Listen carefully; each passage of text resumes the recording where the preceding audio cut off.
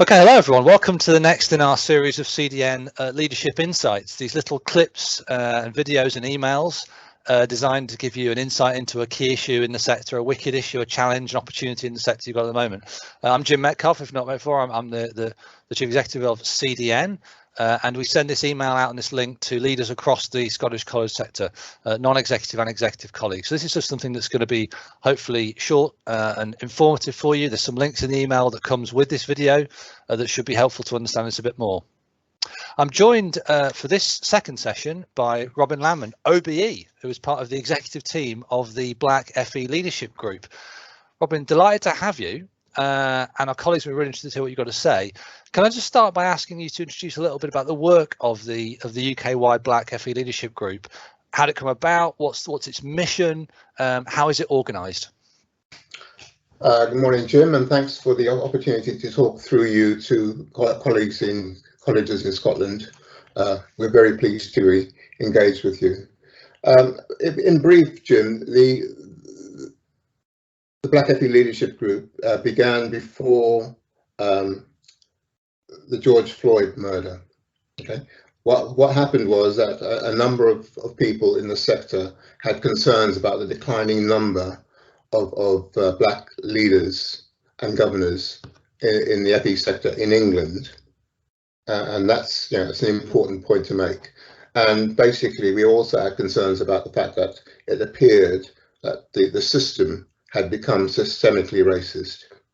So we planned to meet back in April in 2020. As you know, the lockdown intervened. That meeting was postponed, and then the George Floyd murder happened, and everything went through the roof in terms of awareness of racism in the UK. So that's the general sort of genesis of the organisation. We met again in the summer. We discussed a way forward, and we decided on an open letter, and the open letter was sent to Boris Johnson and the good and the great in the FE sector. It was fairly confrontational, fairly direct letter, but it made the desired impact. So since then, we've been delivering through that open letter on the mission of our organisation, and put simply, our mission is to eradicate racism in further education for the benefit of all citizens of the United Kingdom, because we believe that a racist system in further education doesn't act in the interests of anybody, and it could potentially threaten the prosperity, the economic prosperity of the whole country. So that's it in a nutshell. Fantastic. Thanks, Robin. Thanks for laying that out so clearly. So you talked a little bit there about the challenge facing us, and perhaps you might talk more now about the scale of what you think that challenge is in our FE and college system around the UK.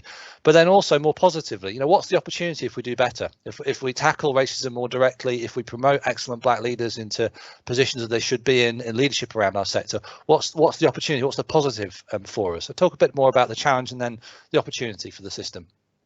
Okay, well, I think the context is important because in the old days, and I'm an old hand, and I mean old in anti-racism, but in the old days, the paradigm was basically there was a tiny proportion of the population which was minority ethnic, and they were welcome but not necessarily central to the economic prosperity and social cohesion of the country.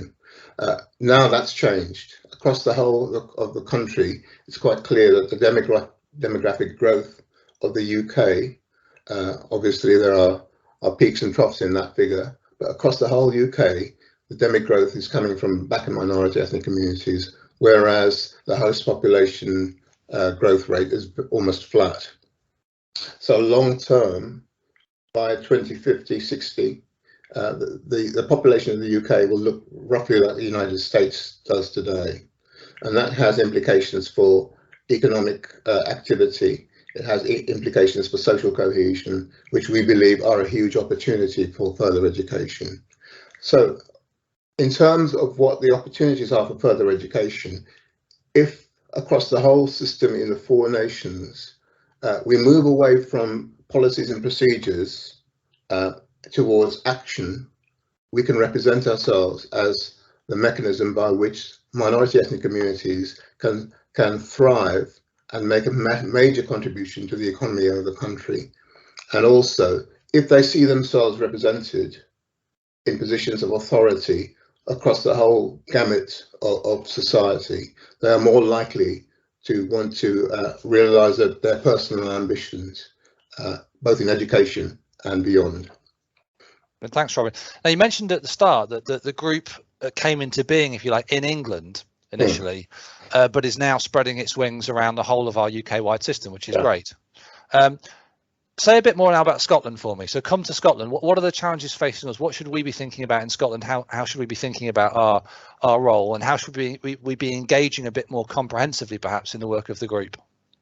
Well, firstly, can I say that we're really delighted to have Edinburgh College and CDN affiliating to the Black FE Leadership Group. We think that's a really important development.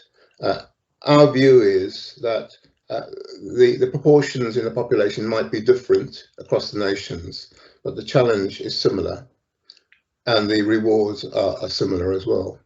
Now, our experience in Scotland is that the political climate is more welcoming, in the sense that the Scottish government has a more progressive view about the role of minority ethnic communities in the future prosperity of the country.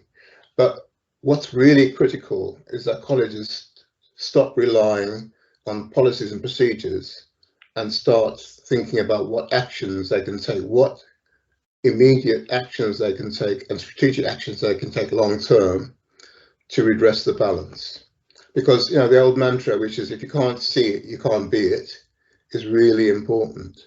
And we don't know the exact figures, and that's one of the things we want to work with colleagues in Scotland on, is what's the baseline telling us, and what does that tell us about where we want to be collectively in the future? And then the trick will be, how do we get there? Brilliant, thanks. And so in conclusion, Robin, sort of last thing from me. So watching this video, we've got college chairs, principals, assistant vice principals, board members from around the system. So our leadership, if you like, around the college system. Yeah. What's the one takeaway when they press stop? What's the one thing that you want them to go away from this video and this email and do next in their day or in their week to engage better? What we think is that anti-racism is a verb, okay? It's a doing word. So it's great to have your policies and procedures, but ask yourselves, what have you done in practical terms to turn those into real actionable outcomes? So if you need help getting better representation on your board, we can help you with that. If you want to advertise your posts with a group of really ambitious Black professionals across the whole of the 4 nations, we can help you with that. We're there to handhold and to give advice and guidance. But basically, anti-racism is what you want to make it as a leader. Brilliant. Thanks, Robin. That's very inspiring, and also a good opportunity for lots of colleges and colleagues across the system as well. So there's more links in the email, as I mentioned earlier on, colleagues, and to have a look at. There is an action plan, but as Robin said, it's not just about plans and actions. It's a verb, it's a doing activity. It's something we need to start embedding and part of our culture.